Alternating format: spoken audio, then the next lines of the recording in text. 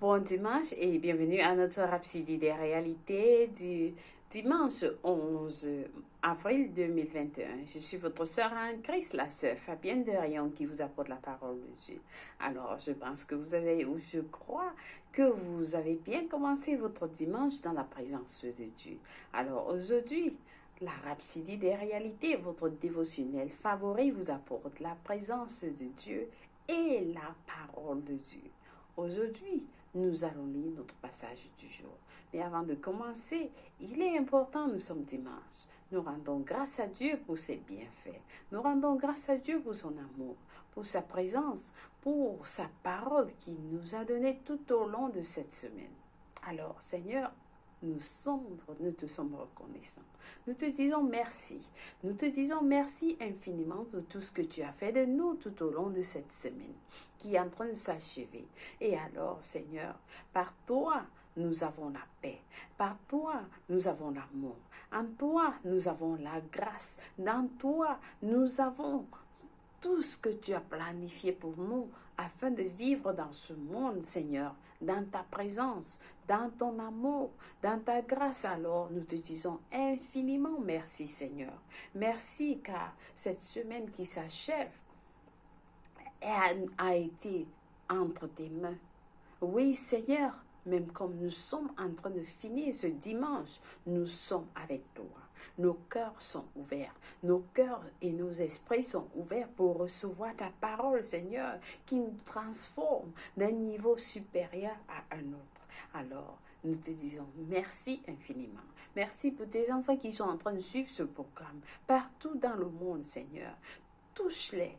Touche-les, visite-les individuellement, Seigneur, que ta présence soit révélée en eux, que ta parole les transforme et que ceux qui sont autour d'eux sauront que tu es Dieu. Oui, Papa, au nom de Jésus-Christ, je te remercie infiniment au nom de Jésus-Christ. Amen, loué soit Dieu.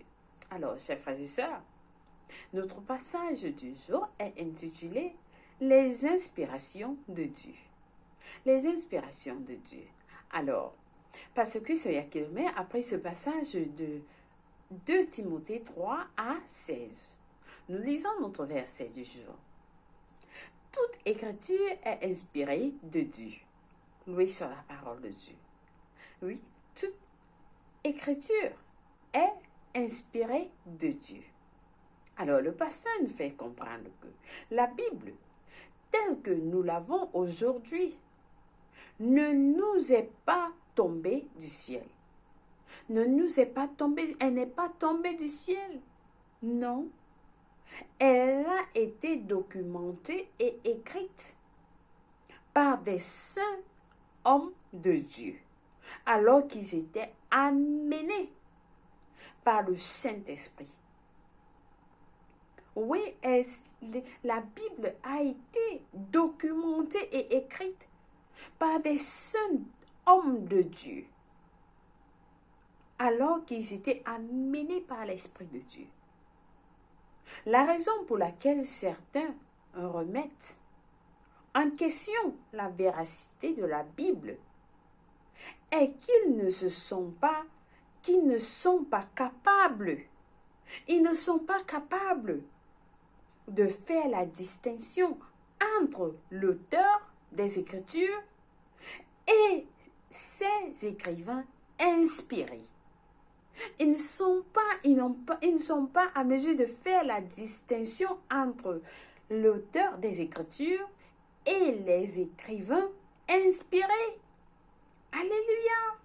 Alors, les 66 livres qui composent la Bible ont plusieurs différents écrivains.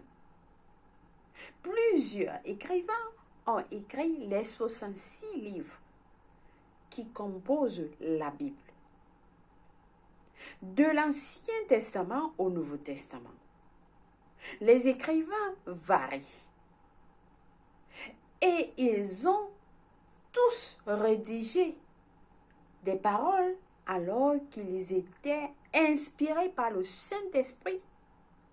Tous les écrivains ont été inspirés par le Saint-Esprit. Par exemple, Paul a écrit La plupart des épîtres, tels que le livre de Romains, le premier et le deuxième épître de Thessaloniciens, Galates, le premier et le deuxième épître de Corinthiens, Philippiens, Colossiens, ainsi de suite. Le Saint-Esprit a également conduit des prophètes comme Moïse, Jérémie, Ésaïe et les apôtres comme Pierre, Jean et Jacques à rédiger les Écritures. Cependant, on ne peut pas dire qu'ils sont les auteurs des Écritures. On ne peut pas dire qu'ils sont les auteurs des Écritures. Ils ont été inspirés par le Saint-Esprit, mais ils ne sont pas les auteurs des Écritures. Dans notre verset d'ouverture, dans notre verset d'ouverture, nous avons montré l'auteur des Écritures. Oui, notre verset d'ouverture nous montre l'auteur des Écritures. Elle nous dit, toute Écriture est inspirée de Dieu. Toute Écriture est inspirée de Dieu. Selon 2 Timothée 3, verset 16. Alors, le mot grec traduit inspiration est théophétos, qui signifie souffle de Dieu. Souffle de Dieu. L'inspiration de Dieu. Alors, Dieu dans ce contexte est le Saint-Esprit. Dieu dans ce contexte est le Saint-Esprit. Il est l'auteur des Écritures. Il est l'auteur des Écritures. Si jamais vous voulez connaître et marcher dans la volonté parfaite de Dieu, à tout moment, et comprendre ses jugements et ses perspectives concernant tous les domaines de la vie, alors, chers frères et sœurs, étudiez et méditez sur les Écritures. Si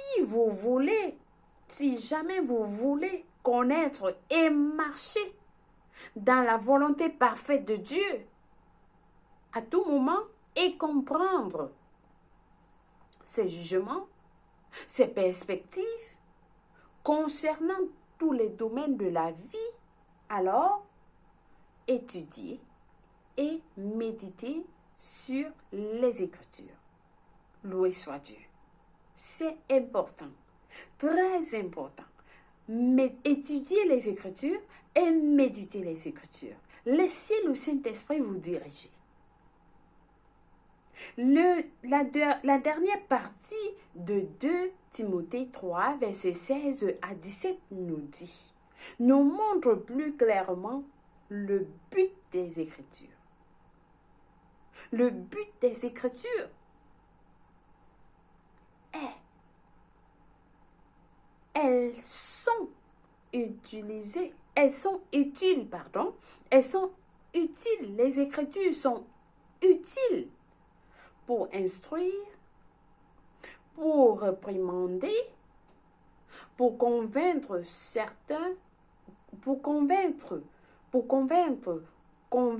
concernant le péché. Je reprends.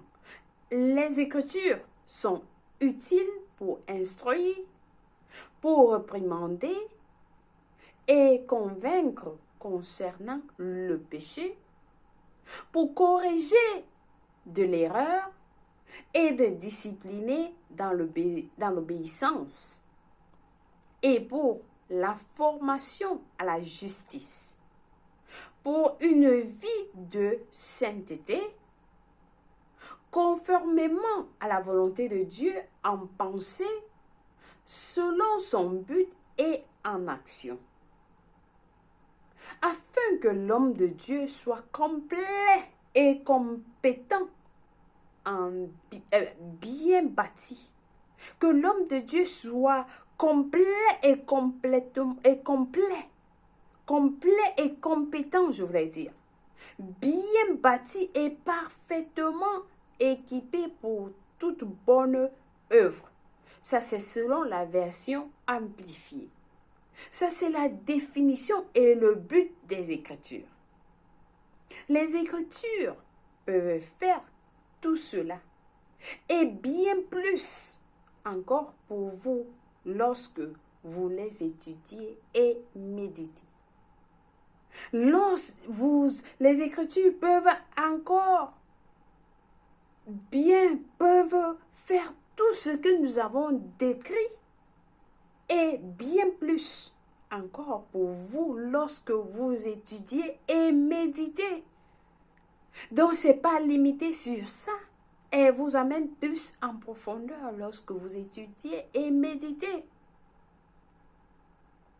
Vous aurez tous les avantages dont vous avez besoin dans la vie et bénéficierez de toutes les bénédictions de votre héritage et de votre vie en Christ. Loué soit Dieu. Oui, lorsque vous étudiez, vous méditez sur la parole de Dieu, alors vous aurez tous les avantages dont vous avez besoin dans la vie et vous bénéficierez de toutes les bénédictions, pas une seule, toutes les bénédictions de votre héritage et votre vie en Christ. Alléluia. Loué soit Dieu. Alors, je pense que ce message est très puissant. Ce message est très puissant. Cherchez les Écritures. Jésus nous a dit, sondez les Écritures.